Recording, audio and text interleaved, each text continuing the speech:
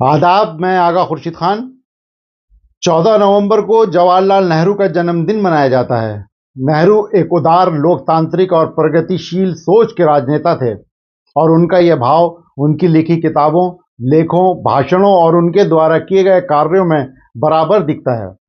आज जब press index में हम दुनिया में एक शर्मनाक स्तर पर पहुंच चुके हैं, प्रेस और अभिव्यक्ति की स्वतंत्रता के संदर्भ में भारतीय पत्रकारिता के शिखर पुरुषों में से एक तुषार कांति घोष के नाम उनका लिखा यह पत्र प्रेस और अभिव्यक्ति की स्वतंत्रता के प्रति उनकी प्रतिबद्धता को प्रदर्शित करता है।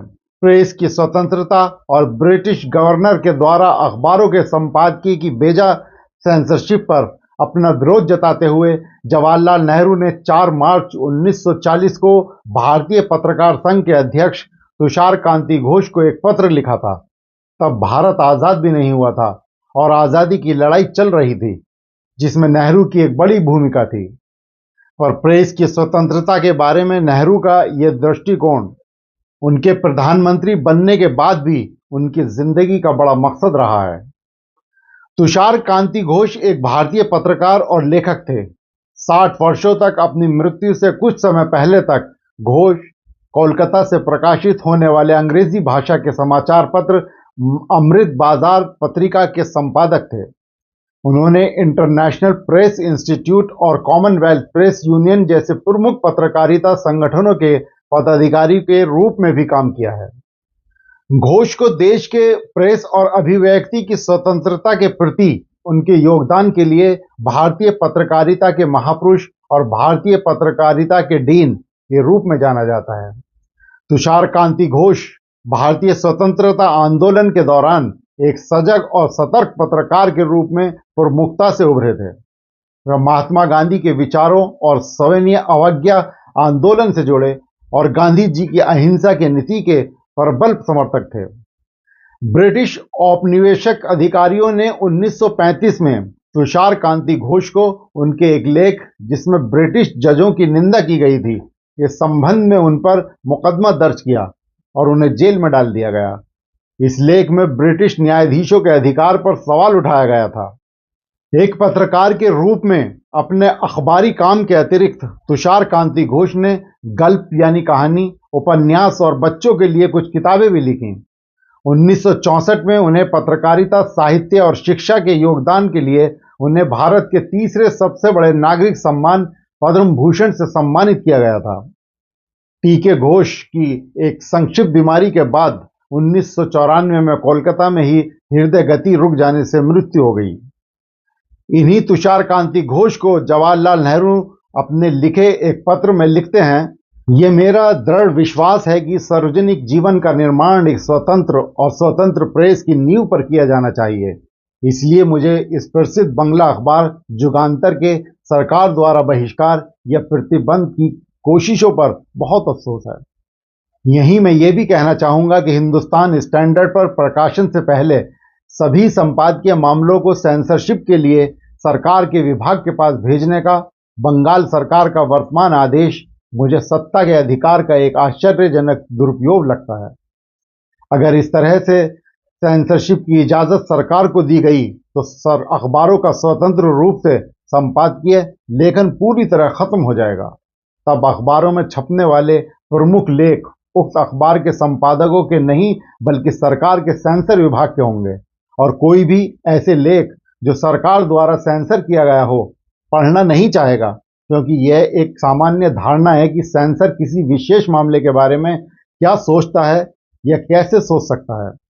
किसी भी सरकार को अपनी राय व्यक्त करने और उसे सीधे जनता के सामने रखने का पूरा अधिकार है, लेकिन अखबारों के संपादकीय स्तंभों के माध्यम से सरकार को अपनी राय प्रचारित करने या अपने कार्यों को सेंसर के नाम पर थोपने का यह अप्रत्यक्ष तरीका एक ऐसी मनोवृत्ति है जिसे सदैव अखबार के कामकाज के लिए बेहद गलत माना गया है। किसी अखबार के लिए इस गिरावट के सामने झुकने या अपनी आत्मा का समर्पण करने से कहीं बेहतर है कि वह कोई संपादकीय ही ना लिखे। अखबारी जगत में अपना स्थान बना चुके प्रसिद्ध राष्ट्रवादी समाचार पत्र काफी हद तक अपनी जिम्मेदारी समझने में सक्षम हैं। उनके साथ जो कुछ भी होता है उससे वे जनता का ध्यान और जनता का समर्थन आकर्षित करते हैं। छोटे और कम प्रसिद्ध अखबारों को तो अक्सर सरकारी हस्तक्षेप का शिकार होना पड़ता है, क्योंकि वे इतने प्रसिद्ध और अधिक सर्कुलेशन वाले नहीं होते हैं। हालांकि हमारी सबसे छोटी और सबसे कम वितरित होने वाली पत्रिकाओं को भी सरकारी हस्तक्षेप और दमन का शिकार होने देना एक खतरनाक बनवर्ती है, क्योंकि यह आदत इस दखलंदाजी के साथ साथ बढ़ती जाएगी और धीरे धीरे जनमानस सरकार द्वारा अपनी शक्तियों के दुरुपयोग का आदी होता जाएगा। इसलिए पत्रकार संघ के साथ साथ सभी अखबारों के लिए यह भी जरूरी है कि वे कम चर्चित अखबारों से जुड़ें, ऐसे मामलों को भी यूं ही न जाने दें। यदि वे प्रेस की स्वतंत्रता को बनाए रखने के लिए जरा भी उत्सुक हैं, तो उन्हें इस स्वतंत्रता का सचेत और सतर्क संरक्षक के रूप में आगे आना चाहिए और जहां कहीं से भी उन्हें ऐसा अतिक्रमण और दखल अंदाजी दिखे, उसका विरोध करना चाहिए। ये केवल राजनीतिक विचार या राय का मामला नहीं है।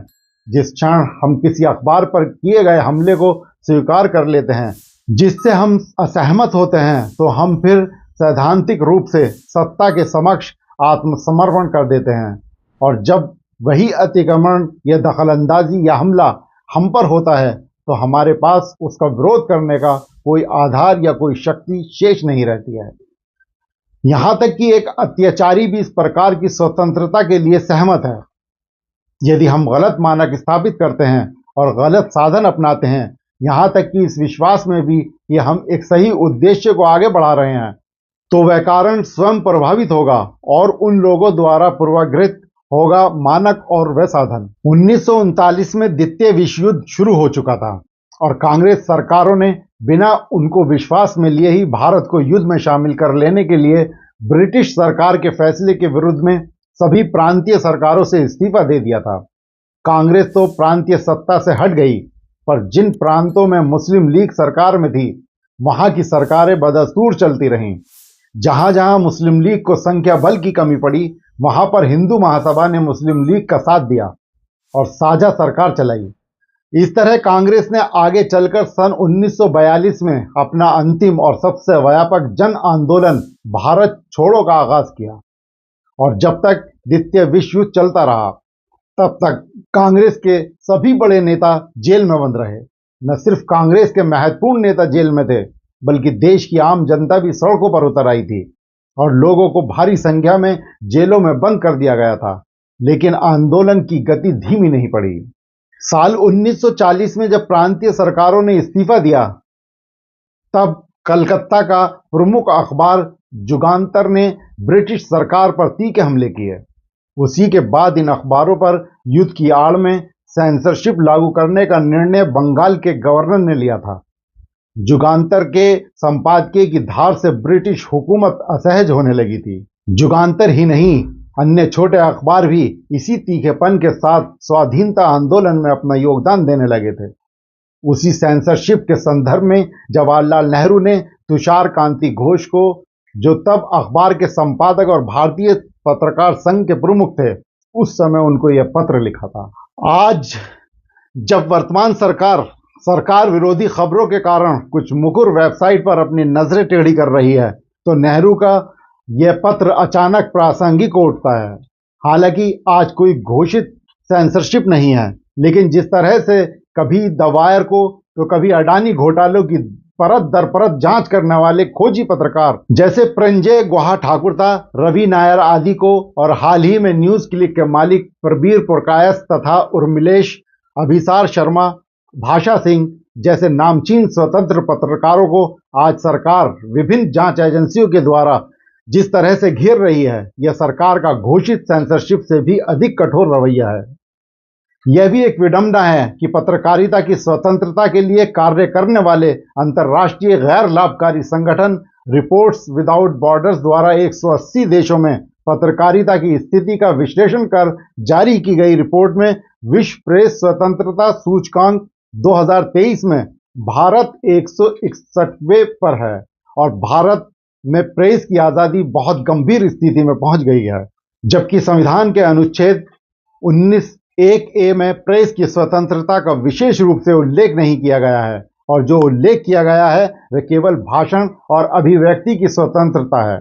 संविधान सभा की बहस में प्रारूप समिति के अध्यक्ष डॉक्टर अंबेडकर ने यह स्पष्ट कर दिया था कि प्रेस की स्वतंत्रता का कोई विशेष उल्लेख बिल्कुल भी आवश्यक नहीं है, क्योंकि प्रेस और एक व्यक्ति या एक नागरिक एक समान है जहां तक अभिव्यक्ति के अधिकार का सवाल है। आज देश के प्रधानमंत्री और आइडिया ऑफ इंडिया के ध्वजवाहक और अपने समय के महान दूरदर्शी नेता पंडित जवाहरलाल नेहरू को मुस्लिम टुडे ग्रुप उनके जन्मदिन पर खिराज अकीदत पेश करता है। शुक्रिया।